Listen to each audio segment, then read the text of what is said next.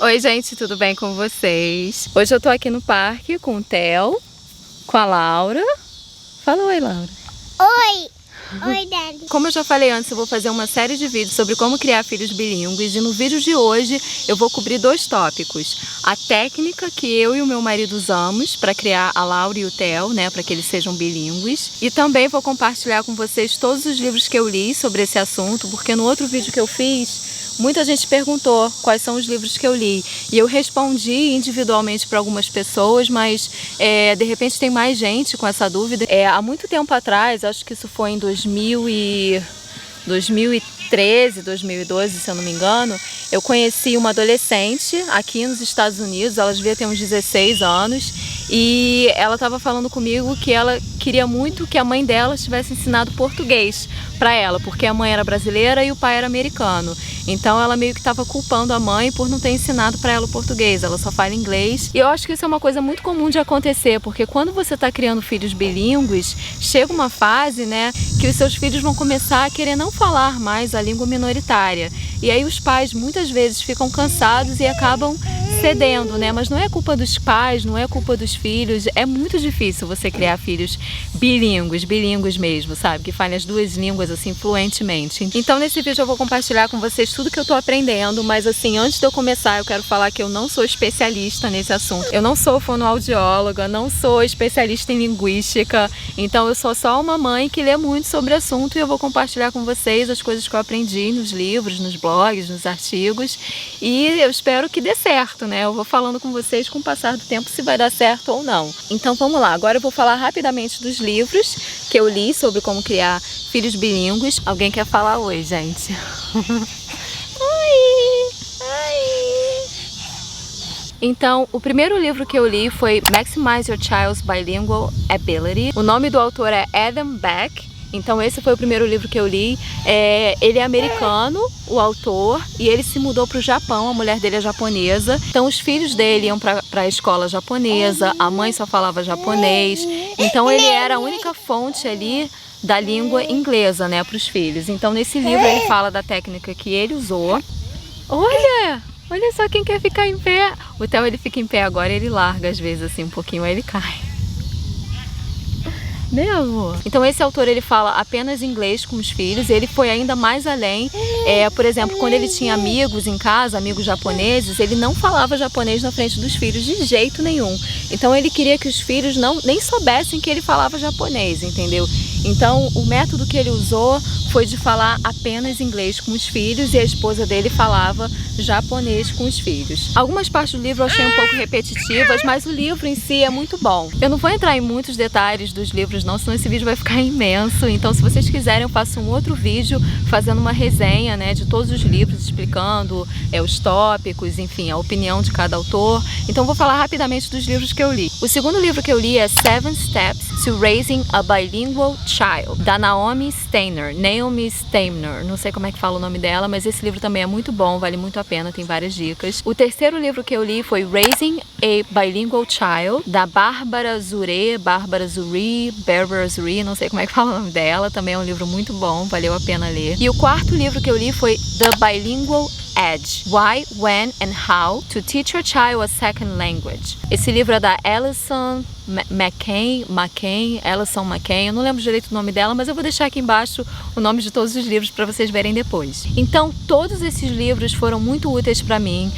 Eu acho que quanto mais você lê sobre o assunto, entendeu, é melhor. Pode ser que de repente um autor não tenha a mesma opinião de um outro autor, mas é interessante você ler de várias fontes para você decidir o que você vai fazer, né? Como que você vai criar o seu filho. Então, todos eles são muito úteis, vale muito a pena ler, gente. Então, vamos lá. Tem vários métodos para você criar o seu filho bilíngue, mas eu vou falar dos dois principais. O primeiro deles é MLAH, que é a sigla desse método, que é Minority Language Spoken at Home. Esse método, gente, é basicamente o seguinte: a língua minoritária vai ser falada dentro de casa pelos dois pais. Então, por exemplo, a língua minoritária, no nosso caso aqui, é o português, né? Porque a gente mora nos Estados Unidos, então seria o caso de eu e o Gabriel falarmos apenas português com a Laura e com o Theo. E na rua, né, eles iam falar o inglês na escola, no mercado, né, no parque, mas dentro de casa você só fala a língua minoritária. A vantagem desse método é que você vai falar apenas uma língua dentro de casa, né? Então isso é muito bacana. E a desvantagem desse método é que se um dos pais não for fluente na língua minoritária, isso pode acabar gerando confusão na cabeça da criança, porque, por exemplo, aqui em casa, né, no nosso caso, o Gabriel, ele não fala português o tempo inteiro. Para falar a verdade, ele quase não fala português, porque quando a gente começou a namorar, a língua inglesa foi a que a gente se comunicava, então a gente já está acostumado a falar inglês, né, entre nós dois. Ele tentou falar português com a Laura, mas todo o tempo ele não sabia a maioria das palavras e aí ele mudava para o inglês. Ou então ele falava o português, né, de uma forma incorreta. O Gabriel fala português, mas ele não fala o tempo inteiro, ele não é nativo na língua portuguesa. Então isso eu achei que ia acabar gerando confusão na cabeça da Laura e do Theo, entendeu? Eu acho esse método muito interessante no caso dos dois pais serem nativos na língua minoritária. Por exemplo, um casal de brasileiros se muda para os Estados Unidos e cria o filho aqui. Aí sim, você dentro de casa pode só falar o português, né? Porque a probabilidade do seu filho ser bilíngue vai ser muito maior. Porque o inglês ele já vai aprender, ele vai para a escola, os amigos dele vão falar inglês, então o inglês ele vai aprender. E se você só falar o português em casa, tanto o pai quanto a mãe, né, brasileiros, é uma ideia bem legal. Mas no nosso caso não ia dar muito certo, porque o meu marido é americano, eu sou brasileira, então eu achei que ia acabar gerando confusão. Então, em muitos dos livros que eu li, os autores adotaram a técnica que eu e o Gabriel estamos adotando justamente para não causar confusão, né, na cabeça das crianças. Então, o método que a gente adotou foi o segundo que eu vou falar, que é o OPOL, essa é a sigla que se usa aqui, que é One Person, One Language. O que é esse método, gente? É nada mais, nada menos do que um pai fala uma língua e o outro pai fala outra. Então, no nosso caso, eu só falo português com a Laura e com o Theo e o Gabriel só fala inglês com as crianças. O ponto positivo desse método é que causa menos confusão na cabeça da criança, por incrível que pareça. Então, assim, a Laura, ela sabe que comigo é só português e com o Gabriel é só inglês. Então, ela já entende isso. Quando ela me faz uma pergunta, ela só faz em português. E vice-versa, entendeu? Com o Gabriel é só inglês. Então, na cabeça dela, muita gente pode achar que fica confusa, mas não fica, gente. Ela tem uma visão muito clara de que eu sou português, o Gabriel é inglês. Então esse é o ponto muito positivo nesse método. O ponto negativo desse método é que para o pai que fala a língua minoritária é mais difícil ser consistente. Então eu vou dar um exemplo para vocês. Às vezes eu vou ao mercado com a Laura e alguém fala assim: "Oh, she's so cute, I love your dress". Aí eu falo para a Laura: "Fala obrigada para a moça". Mas eu não posso falar para a Laura assim: "Say thank you", porque aí a Laura vai ficar confusa, entendeu? Isso acontece muito, gente, porque a gente mora nos Estados Unidos. Então, às vezes a gente está no parque, vem uma criança americana brincar com a Laura, e eu sei que se eu falar português, tanto com a Laura quanto com a criança, ela não vai entender nada, a outra criança, né, americana.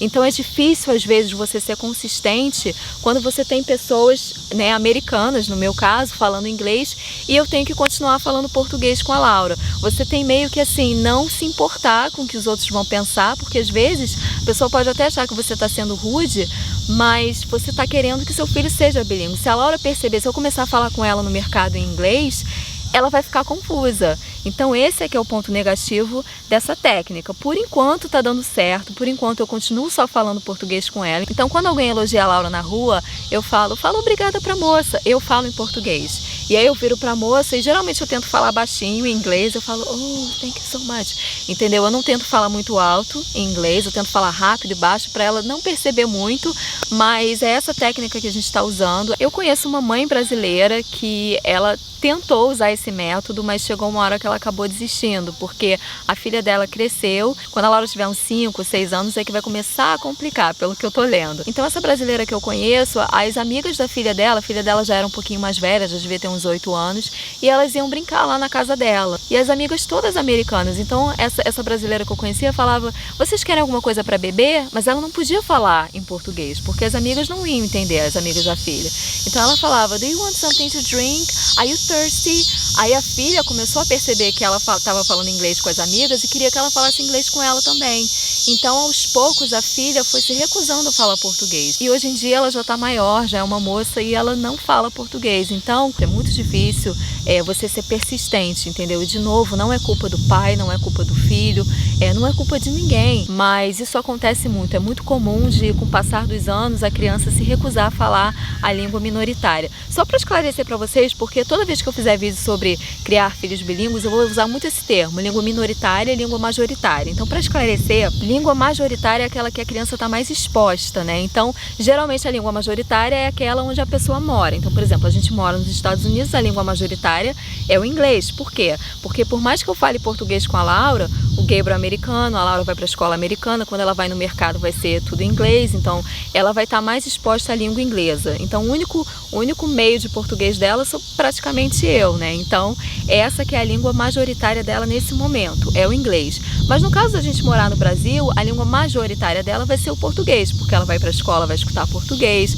a família dela toda lá vai falar português, então a única fonte de inglês dela seria o meu marido. E aí a língua minoritária seria o inglês. Então, basicamente, língua minoritária é aquela que a criança tem mais desvantagem, né? Que é menos exposta, só para esclarecer isso para vocês. Todos os autores falam isso em todos os livros, é que é para você expor a língua minoritária o máximo que você puder, né? Para você tentar que o seu filho seja bilíngue. Então, isso é muito importante. E independente do método que você escolher, consistência, eu acho que é a palavra-chave. É a coisa mais importante, é você ser muito consistente. Então, se você escolher o método One Person, One Language, fale com seu filho só naquela língua, independente do ambiente. É difícil, mas a gente tem que tentar, entendeu? E vai ter horas que a gente não vai conseguir. Infelizmente, eu sei que isso vai acontecer, que vai ter horas que eu vou esquecer, de repente, de falar inglês com a Laura. Mas eu vou me policiar para isso não acontecer. Eu criei um canal aqui no YouTube para a Laura e para o Theo só em português. E um dos motivos que eu criei esse canal foi justamente para ter mais uma forma, né, de introduzir a língua portuguesa para os dois. Então eu vou guardar essas recordações dos dois, entendeu? Dos primeiros momentos e tudo mais. E a Laura e o Theo vão curtir assistir, né? Teatrinho, as brincadeiras que a gente faz no canal. Eu não vou monetizar esse canal, da Laura e do Theo, não tenho ideia de monetizar, eu quero mesmo, foi mais uma forma, assim, dela se empolgar, entendeu? Com a língua portuguesa, porque eu li em vários livros, né? Esse primeiro, inclusive, fala muito sobre isso, que você tem que introduzir a língua minoritária de uma forma divertida, de uma forma bacana, sem forçar isso no seu filho, porque se ele se sentir forçado, ele vai acabar não querendo falar, vai acabar sendo chato. Então, fazendo brincadeiras, teatrinho, entendeu? Eu vou até fazer um vídeo aqui no canal, com o passar, né, dos dias, dos meses, sobre todos os exercícios e atividades que você pode fazer para incentivar o seu filho a ser bilíngue. Eu vou terminar esse vídeo agora, porque eu tô aqui no parque, minha mãe tá lá com a Laura e com o Theo no escorrega. Ai, minha câmera caiu.